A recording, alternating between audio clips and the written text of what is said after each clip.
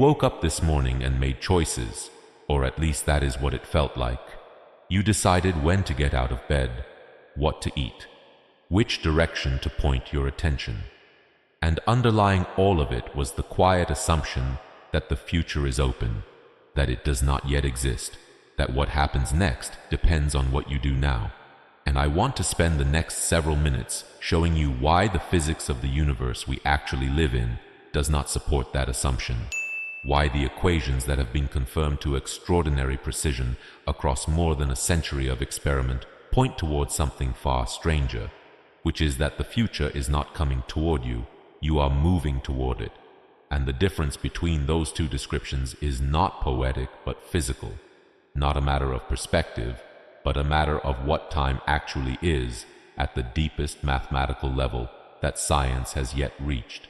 And to get there, we need to start with something that sounds abstract but becomes viscerally real the moment you follow it carefully, which is the question of what the word now actually means. Because verdict 1 dismantles the most basic assumption you carry about time, which is that there is a universal present, a single moment called now, that is the same for everyone everywhere in the universe simultaneously. And this assumption is so deeply embedded in ordinary experience that questioning it feels almost absurd. Of course, there is a now, you are in it, everyone is in it. It is the only moment that exists, the past is gone, and the future has not arrived. And yet, Einstein's special relativity, confirmed repeatedly since 1905 by every precise experiment that has tested it, requires that this picture is simply wrong, that two observers moving relative to each other will disagree about which events are simultaneous, that what one observer correctly calls now, another observer in a different state of motion correctly calls past or future. And this is not a measurement error or a perceptual illusion. It is a genuine feature of the geometry of space-time, the relativity of simultaneity, and its implications are devastating to the ordinary picture of time, because if there is no universal now, no single slice of reality that everyone agrees constitutes the present moment, then, of time we experience is not how time actually is, but how time appears to a consciousness moving through a static geometry. And verdict 2 is about what the block universe actually says about the nature of tomorrow, which is that tomorrow is not a possibility or a potential or an open question, it is a location. A set of coordinates in the four-dimensional structure of space-time that is as real and as fixed as the chair you are sitting in right now, and the German mathematician Hermann Weyl captured this with unusual precision when he wrote that the objective world simply is. It does not happen. Only to the gaze of consciousness crawling upward along the lifeline of my body does a section of this world come to life as a fleeting image in space which continuously changes in time. And what Weyl was describing is the view from inside a static structure, the experience of moving through something that is already complete, the way an eye moves along a page, not creating the words, but encountering a text that was already there. And if the block universe is correct, then everything that will ever happen to you has already happened in the sense that it already exists as a fixed coordinate in the geometry of space-time. The moment of your death is already there. The conversations you will have next week are already there. The last thought you will ever think is already inscribed in the four-dimensional structure of a universe that does not flow but simply is. And the sensation you have of being in a moving present, of the past receding behind you and the future approaching, is a product of your consciousness moving through this static structure. And verdict 3 is the place where most people reach for an escape, which is quantum mechanics, because quantum mechanics is famously probabilistic. It does not tell you what will happen, but only the probability of different outcomes. And this seems to restore openness to the future, seems to mean that the universe is genuinely undetermined at the quantum level, and therefore that tomorrow is not yet fixed.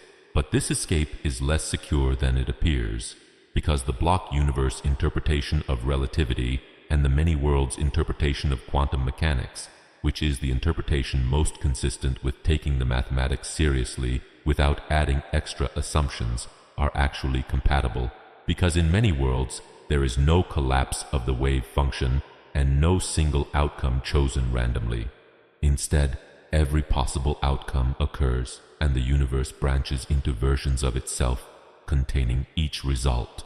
And all of those branches already exist in the block universe. All of those futures are already there, and your sense of uncertainty about which will occur is a feature of your position inside one branch looking forward, rather than evidence that the future is genuinely open. And quantum randomness does not restore free will or open futures so much as it multiplies the number of fixed futures that already exist. And verdict 4 is about what the flow of time actually is if it is not a feature of the universe itself. And the answer comes from thermodynamics, which tells us that the only reason time appears to have a direction, the only reason we experience past and future as different rather than equally accessible, is that the universe began in a state of extremely low entropy and has been moving toward higher entropy ever since. And your brain, which is a thermodynamic system operating inside this entropy gradient, experiences that increase as the passage of time, as the feeling of now moving forward. And this is what Sagan meant when he situated the human experience of time inside the larger cosmic context. The 13.8 billion years from the Big Bang to this moment, represented on his cosmic calendar as the entire history of the universe compressed into a single year, with all of recorded human history occupying the last 14 seconds of December 31st. And what that scale reveals is that the arrow of time, the direction we call forward, is simply the direction of increasing entropy in a universe that started very ordered and has been spreading out ever since. And there is nothing in the fundamental equations of physics that prefers this direction over the other. The laws of physics run equally well in both temporal directions, and the asymmetry you experience as past and future is a statistical feature of a universe that began in an unusual low entropy state, not a fundamental feature of time itself. And verdict 5 is the one that asks what all of this means for the way you inhabit your life. And Sagan's answer was not despair, but a particular kind of lucid attention. Because if the future is already determined, if the block universe is correct, and your trajectory through space-time is already inscribed in the geometry of reality, this does not mean that your choices do not matter.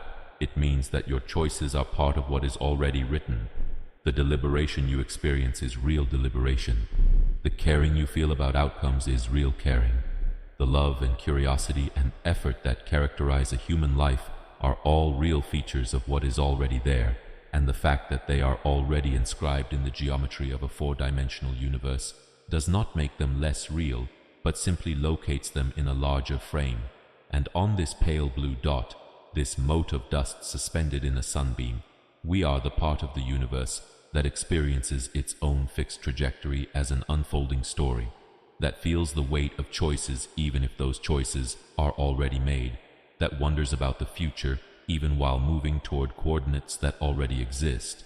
And Sagan found this not diminishing, but extraordinary, because the universe spent 13.8 billion years building the physical substrate required to produce a consciousness capable of asking whether its future is already written. And the asking is itself part of what is already written. The wonder is part of the geometry, and you moving through the fixed structure of space-time wondering about its nature are the universe's way of experiencing what it already is, which is not a prison, but the most intimate possible relationship between matter and the laws that govern it. And tomorrow is already there, and you are already moving toward it, and the you that arrives at it will have been shaped by everything you are right now in this moment on this small and precious planet, orbiting an ordinary star in the outer reaches of a galaxy that contains 200 billion more, and all of it, every moment of every life that has ever been or will ever be lived here, is inscribed in the geometry of a universe that does not flow, but simply and completely and permanently is. Keep looking up. If this video changed the way you think about time, the future, and what it means that tomorrow might already exist, subscribe now and turn on notifications. because the next exploration goes even deeper. And tell us in the comments, does knowing that the future may already be written change the way you feel about your choices? Or does the experience of choosing feel just as real regardless?